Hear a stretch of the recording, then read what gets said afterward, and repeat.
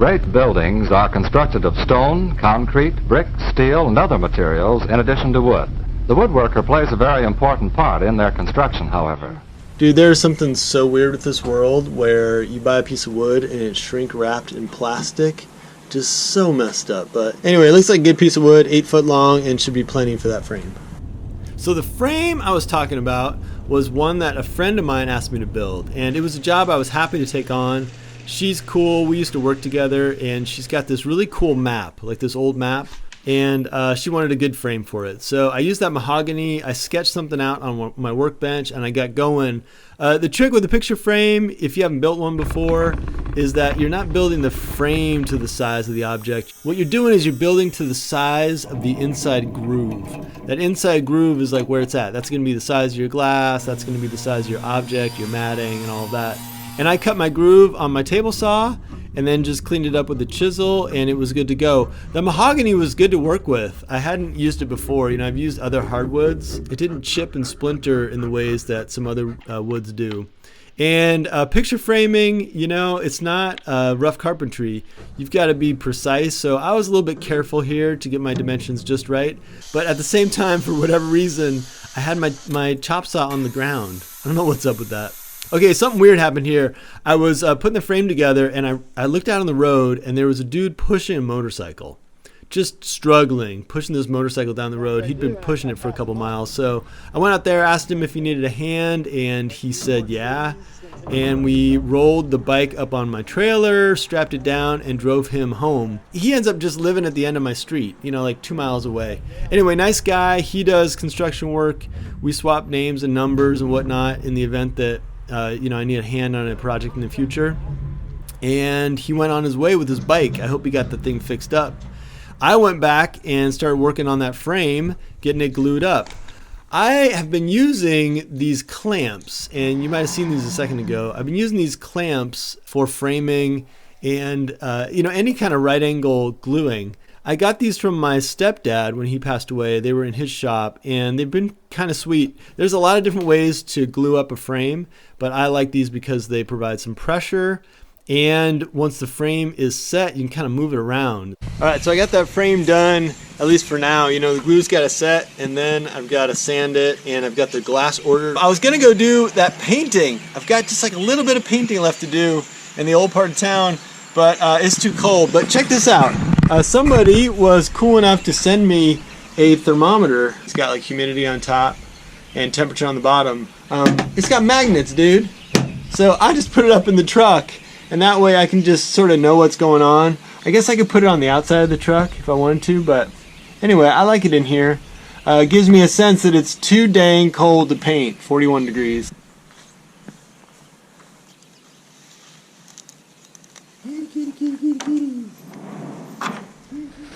All right, at the next job, I did a bunch of things around the house, sealed some tile, all kinds of stuff, and also cut some a piece of trim for some newel posts that need to be retrimmed.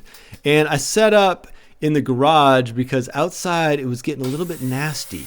Starting to rain and getting cold, and by the time I was picking up glass for the picture frame, it was starting to snow.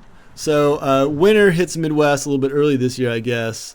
I hit the lumber yard to pick up a bunch of supplies for actually a couple different projects, but the main one involved these planters that I'm redoing.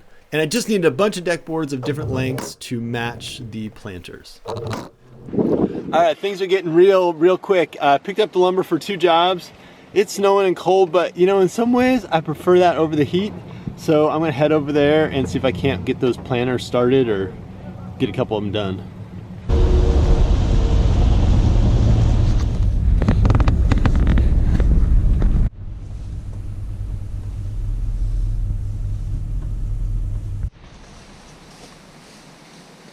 All right, you guessed it. It's a snowy Halloween, and I'm out there building the planters. First, I tore out the old ones, and it didn't take much. They were rotten, like totally rotted through. In some places, the wood was just gone.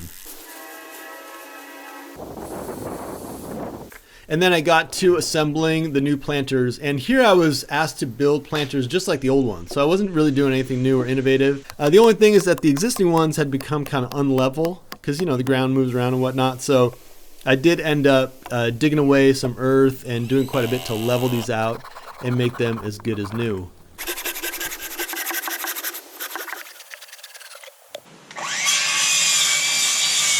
So these planters are coming along okay, despite the snow.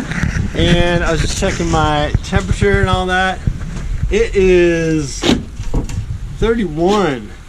31, so boy, if it just gets like 2 degrees more warmer, it's just gonna be like raining, nasty. It's actually better for me if it's below freezing just because we got snow instead of rain. But we'll see how it goes through the rest of the day.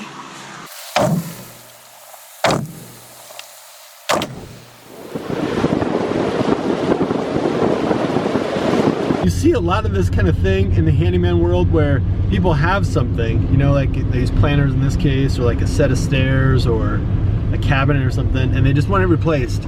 They want the exact same thing again. And in this case, I thought that was fine. You know, these planters are pretty cool actually. They're made with deck boards and kind of simple, and they add just a little bit of just like a little bit of contour to the landscaping out front. But in other cases, you know, people ask you to replace something and you're like, dude, it's not that good to begin with. You really need like a new concept or a new design.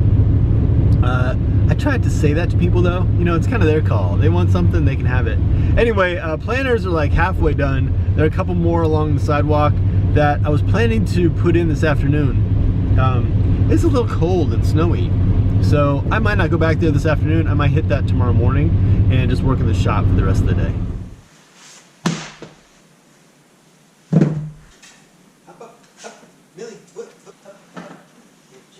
Alright, so I've just got like a take-home project.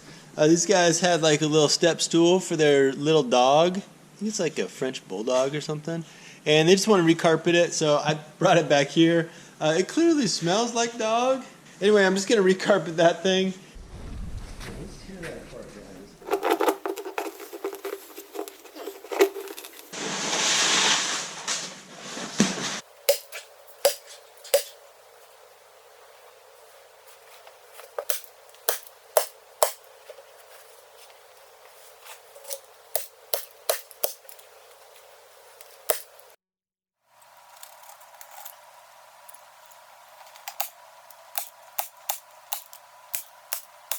All right, the next day was still pretty cold, but at least it wasn't snowing and wet and just quite as nasty.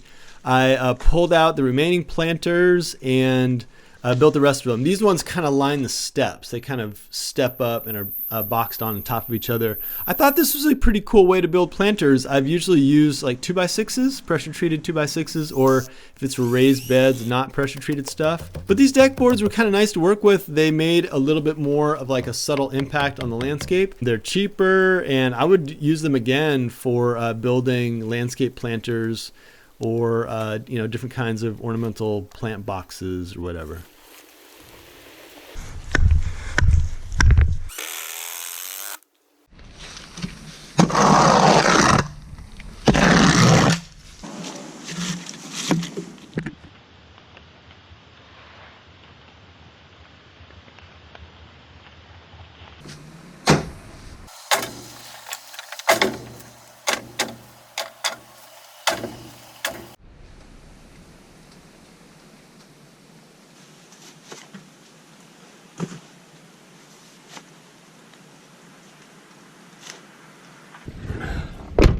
All right, that wraps up the planter rebuild project for those guys. I still have a shed roof to redo for these guys.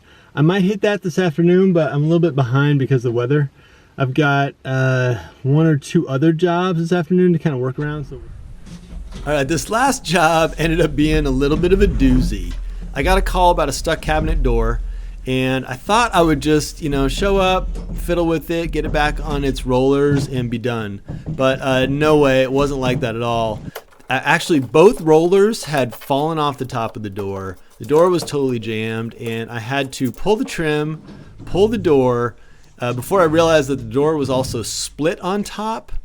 And the rail that the rollers go on was just totally trashed, you know, like bent and everything. So this thing needed a new door, a new roller kit, And the deal with it is that you can't get to the existing rail. You can't actually remove the existing rail without pulling out a piece of the wall to be able to reach in there. Unless you had really skinny hands or something, but I couldn't get up in there with my arms. So anyway, I had to pull some drywall. I did replace the rail, I replaced the door, and I put new rollers on it. And that thing was sliding, not as good as new, better than new. The old rollers, they just were not that good back in the day. And the new kit, this is one of these cabinet door kits. It's a 200-pound kind of kit. That door probably weighs like 40 pounds, so it just rolls back and forth like a feather on there. All right, thanks for checking out the Handyman Diaries. It's not necessarily how to do it, it's just how I did it. Hit me with a comment down below. I always respond, and it's great to hear from you guys. You're going to see me in the next episode.